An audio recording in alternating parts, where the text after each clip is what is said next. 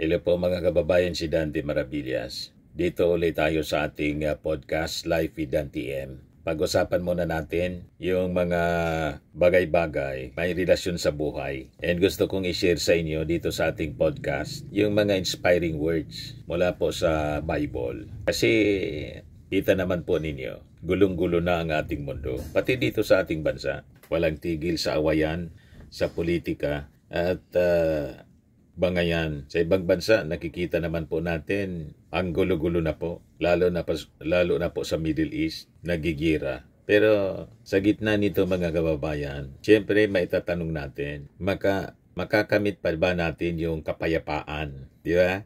Parang ang hirap-hirap na masumpungan natin yung kapayapaan. Pero sabi po sa Bible, sa John 14:27, "Peace I leave you, peace I leave with you. My peace I give you. I do not give to you as the world gives. Do not let your hearts be troubled, and do not be afraid." So nakita ninyo po, napakagandang assurance mula sa ating Panginoong Hesukristo. Siya lang pala ang makakapagbigay sa atin ng totoong katahimikan sa ating buhay, sa ating pakiramdam, sa ating pong kaluluwa. The peace that Jesus offers is unlike anything the world can give. Iba kaysa ibinibigay na peace. Kumbaga mayroong peace sa mundo. Pero nakikita naman po ninyo, malabo. Iba yung peace na maibibigay sa atin ng ating Panginoong Hesukristo. It is a lasting peace that calms our fears and reassures our hearts.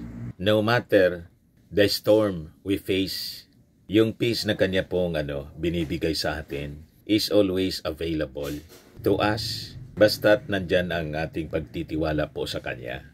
Di ba po? So sabayan po ninyo ako mga kababayan sa aking maikling panalangin. Heavenly Father, maraming salamat po.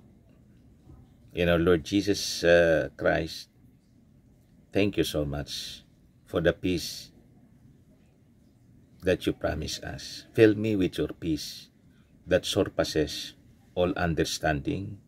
In calm my fears. Amen. That's it mga kababayan. Ating panalangin, hindi man kailangan masyadong mahaba at marami tayong sinasabi. Importante kung ano yung gusto nating hilingin, direkta nating hilingin sa Kanya. Tama po? So kung hindi pa po kayo, mga kababayan, nakapag-subscribe dito sa ating bagong YouTube channel, Life with Dante M, click subscribe po ninyo at paki-share naman po ninyo sa inyong mga kakilala at kaibigan para naman po sila ma-inspire sa gitna ng mga kaguluhan dito sa ating mundo at dito sa ating bansa.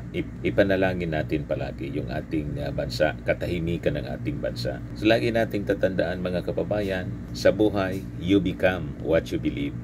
Bye-bye po. God bless.